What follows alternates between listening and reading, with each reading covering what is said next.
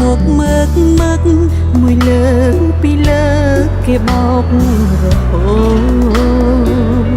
បងឃើញក្រឡា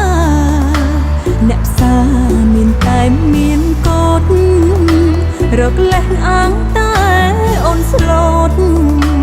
អូនលោតមិនដល់គេទេបងស្រឡាញ់លុយដឹងនុយស្ទុយយកអ្នកក្រុងមាត់បងផ្អែមរលួយក្នុងស្ទួយបានអ្នកក្រុងរត់ចោលអ្នកស្រែប្រហែលជាបងមានក្តីសុខហើយមែនទេទុកអូ